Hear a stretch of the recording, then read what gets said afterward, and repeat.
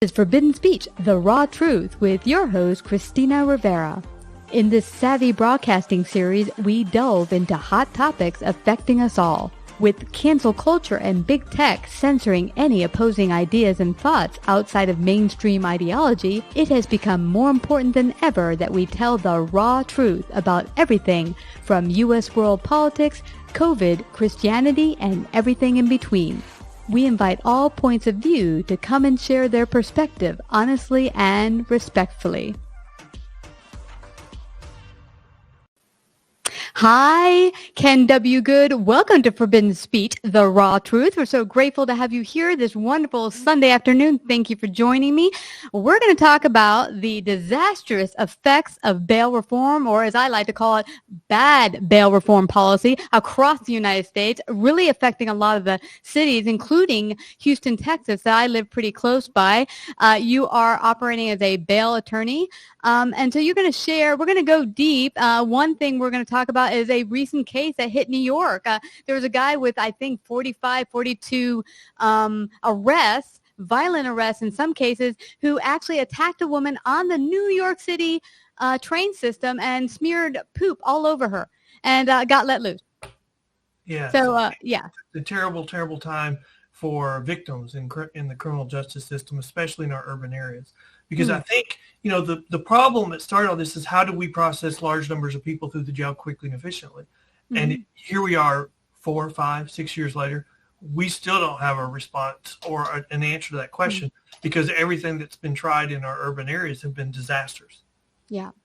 Now, why do they think it's a good idea, especially for a violent criminal, to be let loose? If I were a cop in, say, New York, Chicago, or even Houston, if I just kept arresting, getting collars, and then they just get thrown back in the street, I mean, why am I even trying here?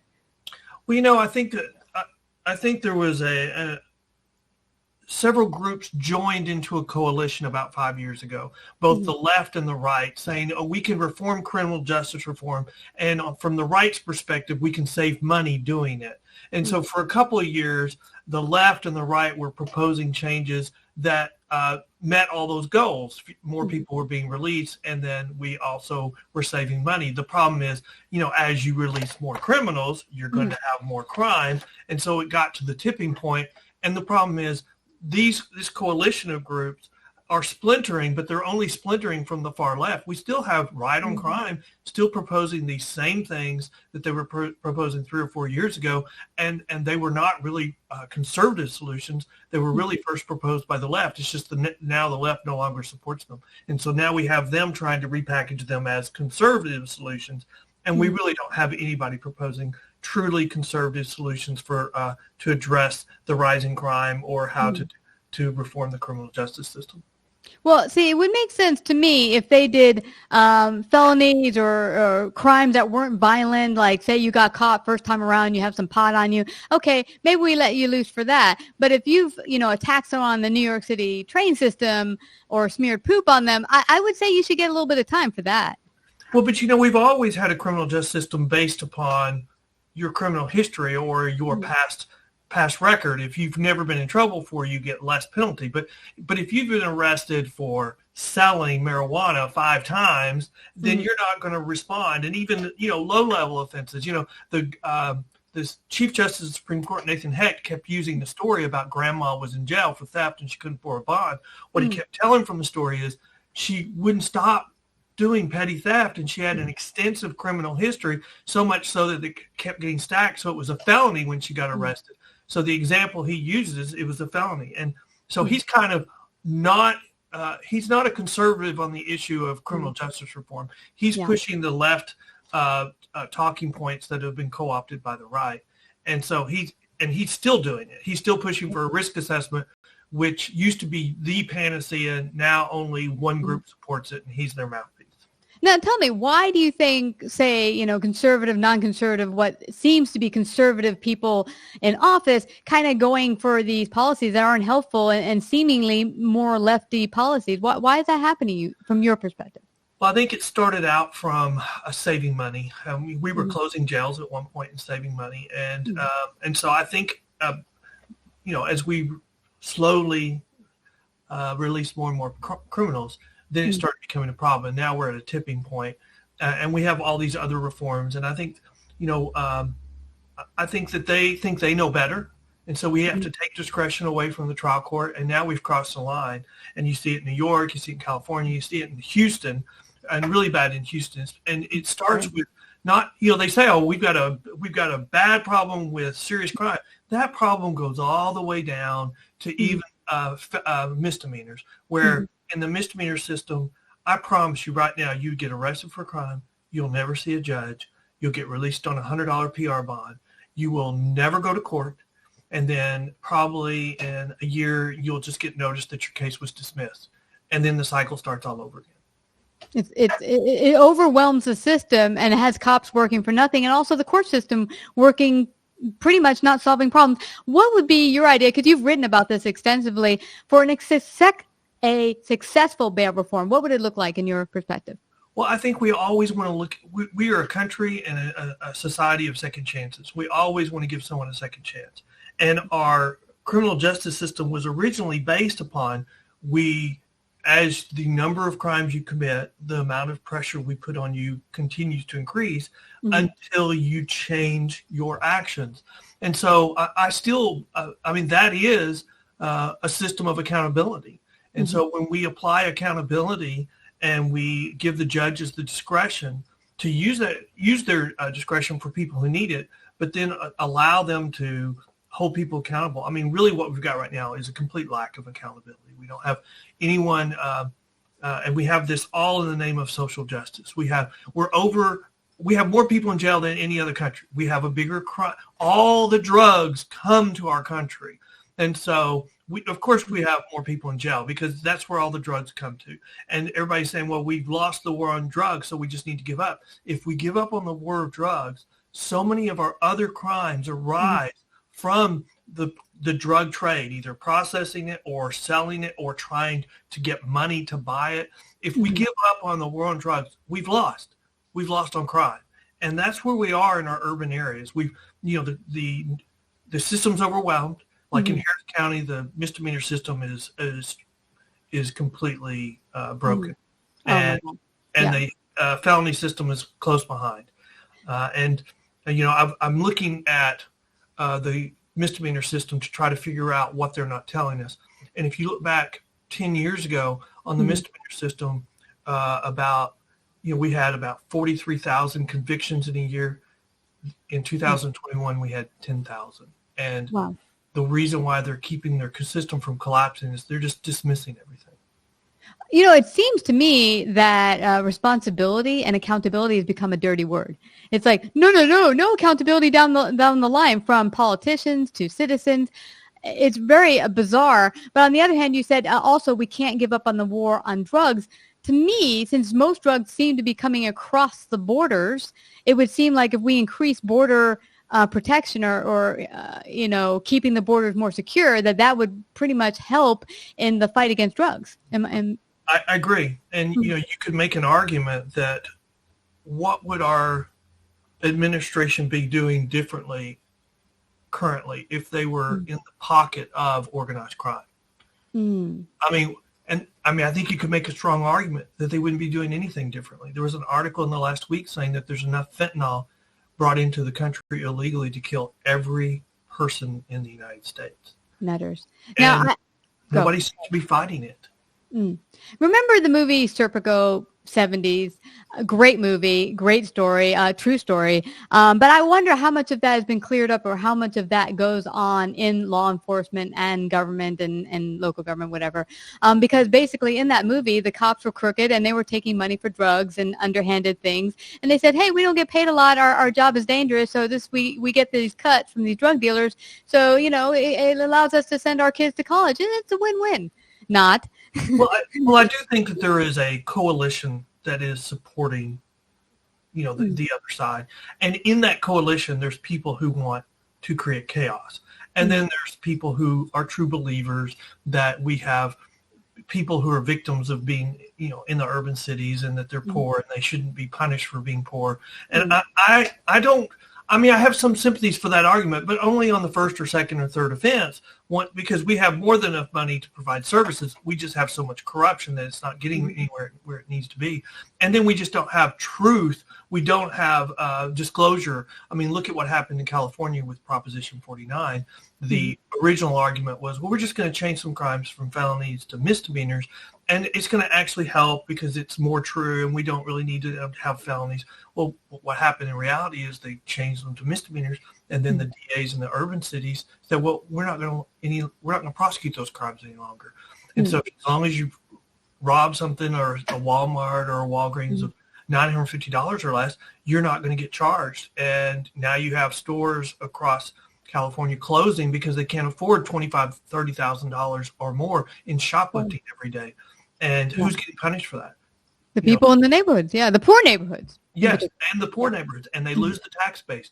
And so when the politicians won't even protect their tax base, who does that hurt? It hurts the poor people even more. Now, what would it look like as far as, say someone has offenses, they keep going back to jail for, say, selling pot or whatever. How do we get them to change their behavior? Is it just putting them in jail and holding them accountable with that punishment, or do we do more than that to keep them from going back to the life and crime? What do we do to get that cycle to stop? Well, what we have right now in the, I think at the end of this defund the police movement is, we just need to replace police officers with, caseworkers. And we need to send out, people who are, like CPS to handle problems between families. And I think they've already found that they end up getting shot in their urban cities because who's triaging? Okay, you get a call to 911. Who's deciding whether to send a caseworker or a social worker or a police officer? They can't.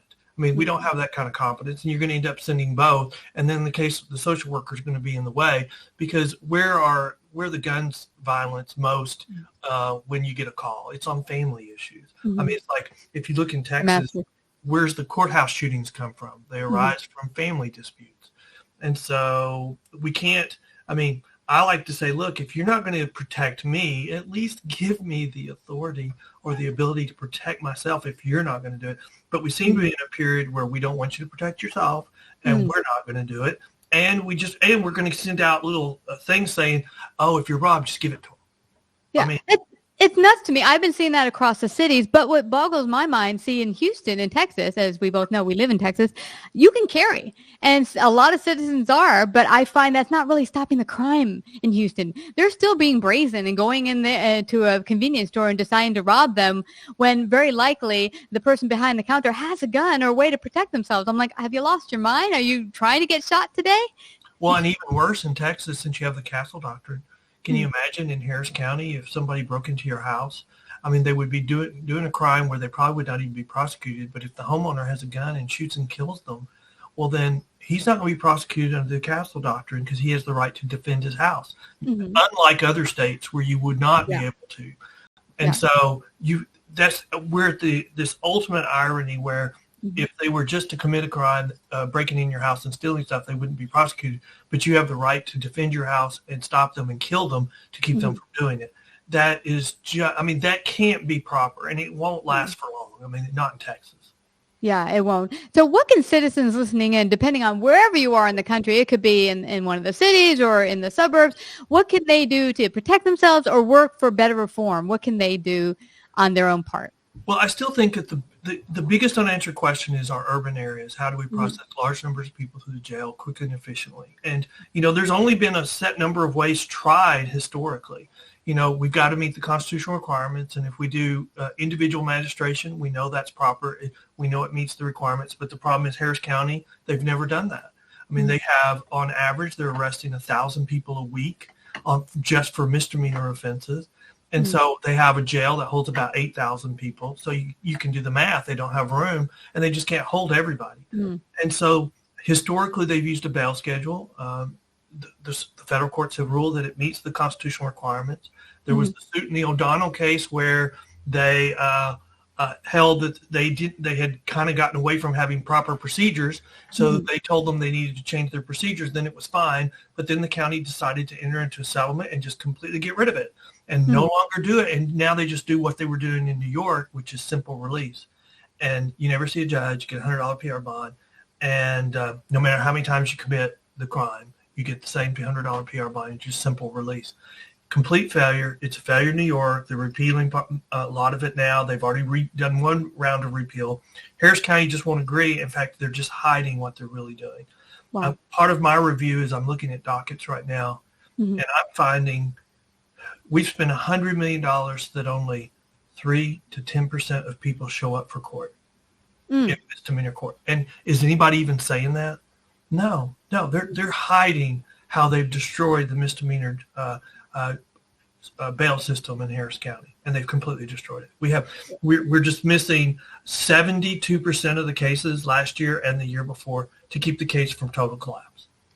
It's insane to me because getting a traffic violation or parking in the wrong place and having my car towed, $450 charge to go get my car out of, being towed or paying a traffic violation when, not done on purpose. Meanwhile, someone who's actually going out there to commit crimes getting charged less penalty. It's kind of insane. So would you suggest that citizens really hit on their elected representatives locally and governor-wide? What is your suggestion as far as getting the change happening here? Well, I'm going to make a bold statement, and this has become such a political issue where if you're going to be in one party and you're going to try to raise money, you have to take certain positions, and you have watchdogs watching you, like the Soros funds and all that. And so I don't think this is an issue where you can compromise right now, because compromise means they're going to tie the hands of the judges and you won't even realize it. And I can give you a really good example in the state of New Jersey, when they did bail reform. What they said they were trying to do and what they did were two different things. And so I think you really have to go in and you don't take anyone at their word, but I think we have to vote out a lot of politicians. And terribly, they're on one party. They're mostly in Harris County. They're the Democratic Party, and they were all elected with a promise that they were going to vote for the changes in the O'Donnell case. They were going to settle, and they were going to give everything that the plaintiffs wanted to them. And as a result, they're hiding what they've done. They're hiding that they only have 3 to 7 to 10% of dockets showing up for court, and they've spent $100 million to do it. And they won't admit what they've done. And we've got an election coming up. And so what they're doing is they're blaming the bail industry and saying they're at fault, so we're going to regulate what they charge. When you could see it on a graph, as the use of surety bonds have gone down, the crime has substantially increased. But it's still their fault. It was their fault, 5-6 years ago when they did all this. It's still their fault now. And it's just a blame game. They're playing on people's emotions. They don't care whether the system works, and they're hiding that it's not. Yeah, I like that you say they play on your emotions, because often all the political stuff going on right now in the news, which I haven't watched actually news in over 20 years because of the emotional ploys and spin they do to get you to see their narrative is the right narrative. I told people back in 2016 when they either didn't like Trump or liked him or whatever, there was a lot of strong emotion. I'm like, listen, this is not a football, baseball game here. You're not supposed to be voting based on your emotion and I like this team or I like that team. Base it on actual actions that you can see. Do these match your values? Is what's happening out in the world in your local community? Is this what you want to see for your kids, for your life? If not, pick people who match that, whose actions match what you want to see in your community, not that blue team, red team, whatever team. That drives me nuts. Well, it's really hard now because we're kind of at a period of time where we're electing representatives from the extremes of both parties. And I don't know really people realize that, with the end of the filibuster at the Senate, we're now nominating candidates for the U.S. Supreme Court from the extremes of both parties. We're doing strong conservatives or strong liberals. We're not doing any moderates, where that was, where you had to at least aim for or give lip service that that's what you're doing to be able to get somebody nominated and get them affirmed. But now it's just from the extremes. And you can really see it from one side. It just is like a mudslinging for the whole time during that. And I don't know what we can do about that because we've had this identity politics around for a while. And, if you're arguing issues with the other side or the extremes of either party, you're going to find that one side doesn't respond. They don't respond to arguments anymore.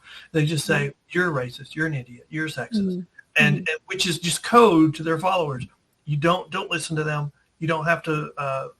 You can shut down now, and they don't ever have to respond. And that's where the real weakness is coming, because when that ends, they're not going to be able to respond to the arguments. Yeah, because what we have is echo chambers on both sides, and both sides going and shutting down. And when it comes to law and you're picking a judge, there should be no right, left, whatever. You're there to uphold the law, whether you like it. You're not there to be an activist judge and say, well, this is my feelings. I like this or I like that. It's not about that. It's about following the letter of the law and the Constitution, period. Well, we just nominated someone from the Supreme Court and confirmed them, and they were a perfect example where they were apologizing. You can say what you want. She was apologizing to criminals for the sentence that she gave them, and she was deviating to the minimum sentence or even below the minimum sentence, and she still felt the need to apologize to them for what she was doing. And so it's like we've lost who is the victim. And I really do think that we're seeing our criminal justice system influenced by, the Soros of the world, who are pushing candidates and giving them lots of money with the agreement that they'll support certain things. And we now have, one of those backed DAs who's under a recall vote. And the most recent polling was like 60 to 70% of even Democrats were going to vote to repeal them, or whatever you want to call them. Yeah. And I think that we may have an election this time where, for the first time in a long time, identity was overcome with an issue, and the issue is safety.